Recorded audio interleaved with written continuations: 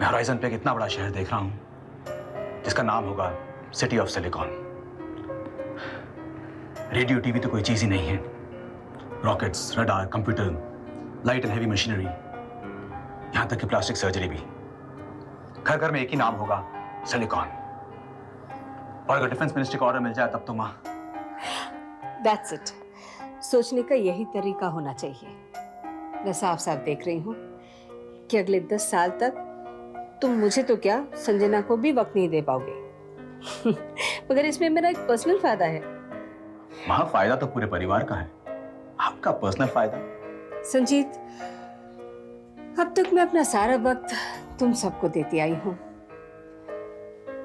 अब मैं अपने आप को कुछ वक्त देना चाहती हूँ और मैं खुश हूँ कि अब मैं इत्मीनान से धर्मपुर जा सकती हूँ। मां, मैं तो कहता हूं कि आप कुछ दिनों के लिए छुट्टी बिताने वहां चली जाइए। उस सीमा का जो पैसा धर्मपुर ट्रांसफर हुआ है उसे भी भूल जाइए। कुछ वक्त अपने साथ बिताइए, अपने लिए। हाँ, अब मैं कुछ वक्त अपने साथ बिताना चाहती हूँ।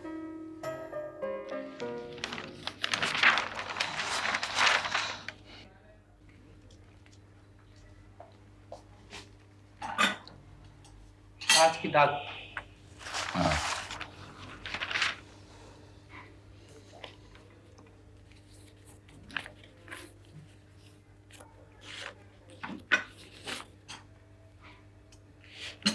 मैम साहब को कहना आज खाना मैं 12:30 बजे खा लूंगा।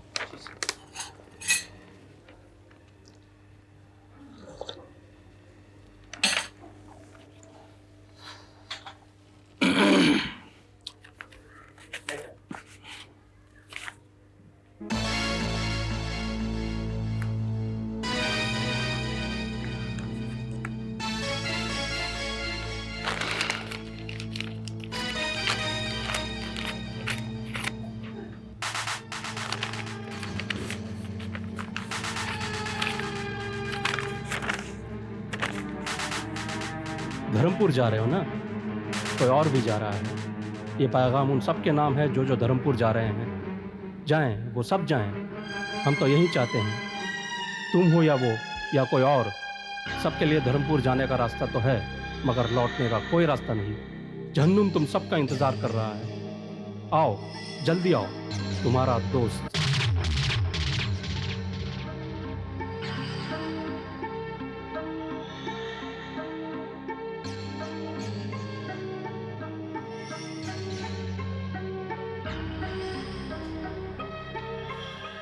वैसे पापा, सिलिकॉन प्रोजेक्ट से आपका क्या संबंध है? पहले तो नहीं था बेटे, लेकिन अब हो गया है। तुम्हें जानकर हैरानी होगी कि उसके शेयर्स मैंने भी खरीदे, और वो भी बल्क में। बल्क में मतलब? बस यूं समझ लो कि आज उनकी कीमत कुछ 8 फिगर्स में आती। 8 फिगर्स पापा? मतलब करोड़ों रुपए। तब तो आपकी दुआ इस प्रोजेक्ट के साथ होनी चाहिए। अच्छा ये बताओ बेटे, ये फैक्ट्री में प्रोडक्शन कब से शुरू हो जाएगा?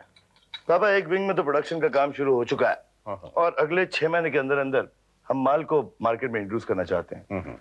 जतिन का ये कहना है कि इस प्रोडक्ट का पब्लिसिटी कैंपेन ऐसा होना चाहिए कि। क्या भाई निखिल, हम अंदर आ सकते हैं? What a pleasant surprise!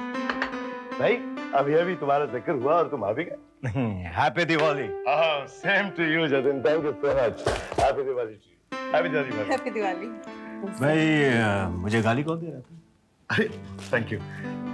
तुमने ये क्यों सोच लिया कि तुम्हारा जिक्र सिर्फ गालियों में हो सकता है? बड़े आदमी का जिक्र सिर्फ गाली से ही हो सकता है। सिर्फ इसी वजह से ये अपने आप को बड़ा आदमी समझते हैं। That's a very nice one. वैसे सपना भाभी कहाँ है? वो अभी बाजार गई, बस आती होगी। बैठिए ना प्लीज, आप प्लीज। Thank you. आप? Oh, I am terribly sorry. ये मेरे पापा colonel Balraj, and this is Jatin Ajmera, Mrs Ajmera. नमस्ते। कर्नल साहब जी, नमस्ते। Hello young man, sir how are you? First class sir, आपसे मिलकर बड़ी खुशी हुई। लेकिन आप इससे पहले वनवास में था, लेकिन अब लौट आया हूँ। मैं अभी निखिल से तुम्हारे इस प्रोजेक्ट के बारे में बात कर रहा था। भाई मेरी सारी शुभकामनाएं और दुआएं तुम्हारे इस प्रोजेक्ट के साथ। Thank you very much. इनकी सारी दुआएं अपने रुपयों के लिए हैं, क्योंकि करोड़ों के शेयर इस प्रोजेक्ट के इन्होंने भी खरीदे हैं। Oh lovely. भाई जतिन, मेरा रुपया सेफ तो है ना? जी आपका रुपया हमारी कंपनी के सेफ में। कर्नल साहब, जतिन, संजना, लगता है हम लोग गलत वक्त पे आ गए। हाँ संजीव, माँ की दिवाली भी हम निखिल को बाद में दे देंगे। चलो। बच्चे बहुत खुश हैं। कामयाबी से सभी खुश होते हैं। तुम खुश नहीं हो क्या? मैं भी बहुत खुश हूँ। I am very proud of Jatin. कुछ भी हो, सिलिकॉन वैली प्रोजेक्ट उसी का सपना था। संजीत ने भी तो कम मेहनत नहीं की। सेंट्रल गवर्नमेंट से सारा काम तो उसी ने निकलवाया। मेरी खुशी की एक और भी वजह है। वो क्या? मैंने संजीत से कह दिया है कि अब से बिजनेस वो संभालेगा और मैं धर्मपुर जाके छुट्टी मनाऊंगी। धर्मपुर आने का हुक्म तो आपने मुझे भी दिया है, और चूंकि मैंने वचन दिया है इसलिए मैं आऊंगा भी। लेकिन मुझे समझ में नहीं आता इला कि तुम वहां जाकर क्या करोगी? कुछ नहीं, और तुम्हें मालूम है कुछ ना करना बहुत बड़ा काम होता है। तो क्या सिर्फ पेड़ों को देखोगी? इससे दिलचस्प काम और कोई नहीं हो सकता कि आप चुपचाप बैठ के देखें कि पेड़ कैसे मोटे हो रहे हैं। सॉरी। सारा इंतजाम हो गया? इंतजाम तो सब हो गया है इला, लेकिन तुम्हें मालूम नहीं है कि तुम... मैं कोई बहाना नहीं सुनूंगी। हाँ, बहाने की जरूरत नहीं। मैं जानता हूं मुझे वहां आना है। गुड। अच्छा, मैं बाद में फोन करती हूँ। हाँ हाँ, कहो क्या बात है? माँ वो कर्नल साहब। कर्नल साहब? अब क्या किया कर्नल साहब ने? माँ वो यही है, वो शहर छोड़कर नहीं गए हैं। तो इस शहर में लाखों करोड़ों लोग रहते हैं, क्या मैं उनकी फिक्र करती हूँ? शहर की बात नहीं है माँ, कर्नल साहब निखिल के घर ठहरे हुए हैं और मुझे यकीन है कि निखिल उन्हें खुद वहां ले गया होगा। तुम्हें कैसे मालूम? मैं खुद ही देख कर आ रहा हूँ। और उनसे मिल भी आए हो? नहीं माँ, मैं आपकी दिवाली की गिफ्ट निखिल के पास ले गया था, और जब कर्नल साहब को वहां देखा तो मैं घर के अंदर नहीं गया। और एक बात और है माँ, वहां जतिन भी था और वो सब हंस हंस के बातें कर रहे थे। निखिल जतिन से मिलता है, मिलता रहे, ये मैं जानती हूँ। और कर्नल साहब, उन्हें क्या चाहिए? खैर, तुम निखिल से कहो कि वो मुझसे मिले। तुमने मुझसे कहा कि मैंने तुम्हें यहां क्यों बुलाया, तो पहली बात तो ये निर्मल देव कि मैंने तुम्हें यहां नहीं बुलाया, बल्कि मेरी मजबूरी ने तुम्हें यहां बुलाया। मजबूरी? ऐसी कौन सी मजबूरी है कर्नल साहब? इला सिंघानी ने मेरा अपमान किया। मान अपमान तो बहुत छोटी चीजें हैं कर्नल साहब, इससे परेशान नहीं होना चाहिए। इतना तो बताइए कि आप करना क्या चाहते हैं? मैं उसके साथ वही करना चाहता हूं जो उसने मेरे साथ किया है। मतलब इला सिंघानी से बदला, उससे इंतकाम? वेलकम, वेलकम कर्नल साहब, आप मेरी कश्ती में आ जाइए, क्योंकि मैं भी उसके साथ वही करना चाहता हूं जो आप करना चाहते हैं। इसीलिए तो तुम्हें यहां बुलाया है, एक से भले दो। लेकिन तुम्हारा सारा मामला तो उल्टा हो गया है। मैं समझा नहीं। मार्केट में धूम मची हुई कि सिलिकॉन वैली प्रोजेक्ट की वजह से दोनों खानदान पर रुपयों की बारिश हो रही है। होने दीजिए, फर्क क्या पड़ता? रुपए का दूसरा मतलब होता है ताकत, और सिलिकॉन वैली प्रोजेक्ट की वजह से दोनों की ताकत दुगनी हो जाएगी, क्योंकि दोनों खानदान आपस में पक्की तरह से जुड़ जाएंगे। आप यकीन रखिए कि ऐसा नहीं होगा। व्यापार की वजह से दो खानदान जुड़ रहे हैं, दोनों एक साथ डूबेंगे। कैसे? शायद आपको ये नहीं मालूम कि इनकी कंपनी को पब्लिक लिमिटेड मैंने बनाया है। ये जो कुछ हो रहा है इसका बीज मैंने बोया है और सींचा भी मैंने है, क्योंकि मैं चाहता हूं कि जब ये पेड़ गिरे तो इसकी गूंज इनके 7 पुश्तों तक सुनाई दे। लेकिन ये पेड़ गिरेगा कैसे? इसकी प्लानिंग मैं कर चुका हूं, लेकिन पहले ये तो पता चले कि आपका स्टैंड क्या है। इस महाभारत में आप किसके साथ हैं? पहले आपके कार्ड्स तो खोलिए। निर्मल देव, पहले तुमने मेरी तरफ दोस्ती का हाथ बढ़ाया था, आज मैं तुम्हारी तरफ दोस्ती का हाथ बढ़ाता हूं। उनकी तबाही पे हम अपनी दोस्ती की मीनार खड़ी करेंगे। तुम्हारी हिम्मत कैसी हुई कर्नल साहब को अपने घर में जगह देने की? तुमने मुझसे कहा, मुझसे पूछा, मेरी पीठ पीछे क्या उनके साथ रिश्ता बनाओगे? माँ, मैंने कोई रिश्ता नहीं बनाया है। ये रिश्ता तो मेरे पैदा होने से पहले ही, या यूं कहें कि मेरे पैदा होने के बाद आप दोनों के वैसे बना है। वो मेरे पापा हैं, मुझे कोई रिश्ता नहीं बनाना पड़ा। माँ, जिस आदमी के साथ मैं कोई संबंध नहीं रखना चाहती, तुम उसकी गोद में क्यों बैठना चाहते हो? माँ, मैं आपके गोद में भी खेला हूं और पापा के गोद में भी खेला हूं। और दूसरी बात माँ, जिस इंसान से आप रिश्ता नहीं रखना चाहती, ये कोई जरूरी तो नहीं कि सारी दुनिया उससे रिश्ता तोड़ दे। मैंने तो आपसे नहीं कहा कि आप पापा से रिश्ता जोड़ लो, तो फिर आप मुझसे क्यों कह रही हैं उनसे रिश्ता तोड़ने के लिए? क्योंकि मैं तुम्हारी माँ हूं। तो क्या वो मेरे पापा नहीं है माँ? ठीक है, तुम अपनी जिद नहीं तोड़ना चाहते तो तुम्हें फैसला करना होगा कि तुम्हें माँ चाहिए या बाप। मुझे दोनों चाहिए माँ। इम्पॉसिबल। कुछ अभागे बच्चे हैं जिनकी किस्मत में माँ और बाप दोनों नहीं होते। तुम उन अभागे बच्चों में से एक हो। तुम्हें फैसला करना ही होगा कि तुम्हें किसके साथ रिश्ता रखना है। मैं उन अभागे बच्चों में से था माँ, अब नहीं हूं।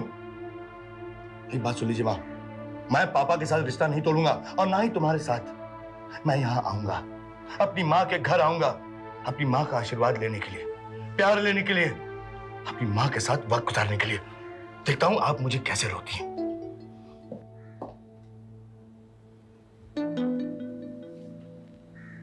कर्नल, तुमने अच्छा नहीं किया। आई एम सो सॉरी भाभी। निखिल, बाप रे, ऐसा लगता है कि किसी जलते हुए मकान से भाग कर आ रहे हो तुम। सही कहा तुमने भाभी, लेकिन जलते हुए मकान से नहीं, चलते हुए घर से आ रहा हूं मैं। हाँ, हैरानी इस बात की होती कि कोई आदमी इतनी नफरत में कैसे जी सकता है। तुम किसकी बात कर रहे हो निखिल? मैं ईला सिंघानी की बात कर रहा हूं भाभी। जो ईला सिंघानी नहीं होती तो शायद मां होती। बेटा बाप से रिश्ता ना रखे, ये कोई मां कैसे चाह सकती है?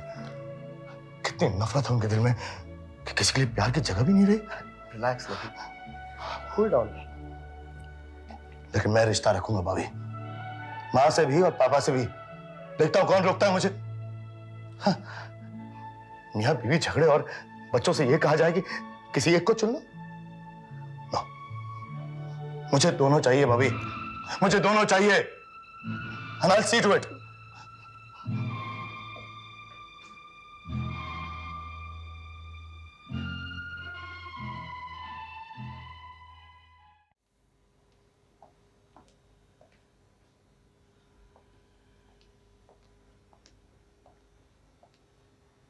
आपने मुझे याद किया जी? हाँ गोपाल, आओ आओ, बैठो। Thank you.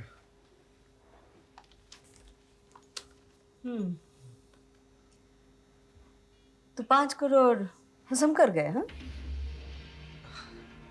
जी जी, आप अब बड़ी हैं मुझसे। आप अगर कुछ मुझे देंगी और मैं उसका इनकार करूं तो वो आपका अपमान नहीं हो? हाँ बिल्कुल होगा। वैसे जीजा जी, मतलब कर्नल साहब, वो बड़े हैं मेरे, उनकी गिफ्ट ठुकरा कर उनका अपमान करने की मुझ में हिम्मत नहीं है जी। शर्म जैसी चीज तो तुम खोल कर पी गए। कितनी मोटी चमड़ी हो गई तुम्हारी गोपाल। अब जी आप बड़ी हैं, मुझसे डांट सकती हैं। वैसे आपने बताया नहीं आपने मुझे यहाँ क्यों बुलाया, कोई काम था? तुम लास्ट धर्मपुर कब गए थे? आप तो जानती हैं जी मैं साल में 2 मरतबा जाता हूँ। एक तो हवेली की देखभाल करने और दूसरे जायदाद का किराया वसूल करने के लिए। वैसे 4-5 महीने पहले ही हो आया हूँ। हवेली की हालत कैसी है? एकदम फर्स्ट क्लास है, शीशे की तरह चमक रही है जी। वैसे आप वहाँ जाने की सोच रही हैं? कुछ ही दिनों में वहां पहुंचूंगी, मगर तुम आज ही निकल जाना। और अगर झूठ भी बोल रहे हो तो मेरे जाने से पहले उस हवेली को कांच की तरह चमका देना। ठीक है जी, आज ही निकल जाता हूँ, कल तक पहुंच जाऊंगा। नौकर चाकर रसोई वगैरह सबका इंतजाम कर देता हूँ। चलो। हाँ गोपाल, एक बात पूछूं, वो 5 करोड़ से कुछ बचा है क्या? अगर बचा हो तो कुछ दान पुण्य करते तो अच्छा। जी दान पुण्य में से क्या दान पुण्य करूंगा?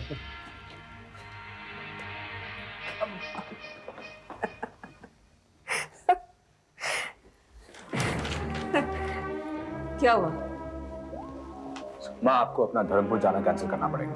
वो क्यों? माँ, सिलिकॉन वैली का पब्लिक इशू निकलने के बाद ये बोर्ड ऑफ डायरेक्टर्स की पहली मीटिंग होगी।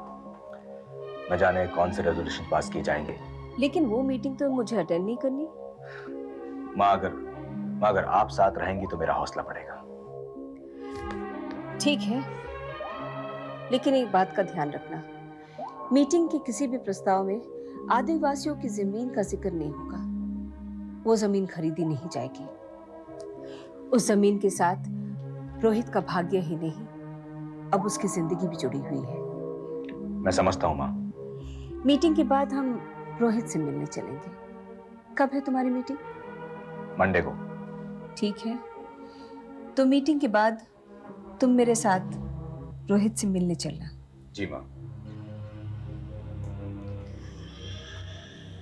मीटिंग हो जाए, रोहित से मिल लूं, तो मैं चैन से धर्मपुर जा सकती हूँ।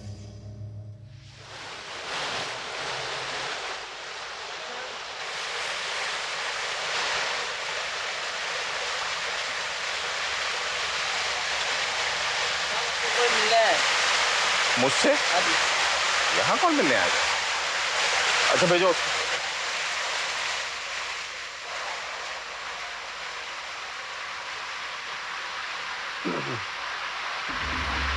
हेलो जीजा जी। गोपाल, तुम यहाँ? तुम्हें कैसा पता चला कि मैं यहाँ हूँ? जीजा जी, आप जीजी की नजर से छुप सकते हैं, मेरी नजर से नहीं। वैसे मुझे बहुत दुख है कि आप दोनों अलग अलग हैं। मैं तो चाहता हूं कि आप दोनों एक हो जाएं। क्या तुम यही कहने यहाँ आए हो? नहीं, मैं तो ये बताने आया था कि जीजी धर्मपुर जा रही हैं।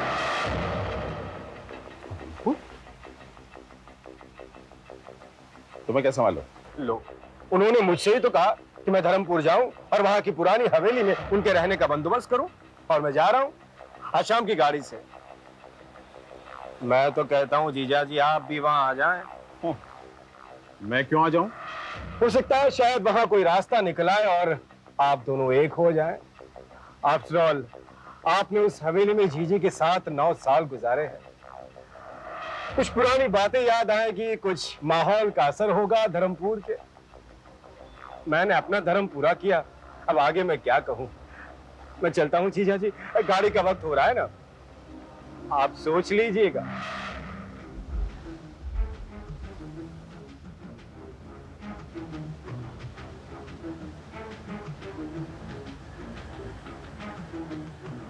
सोचना तो पड़ेगा।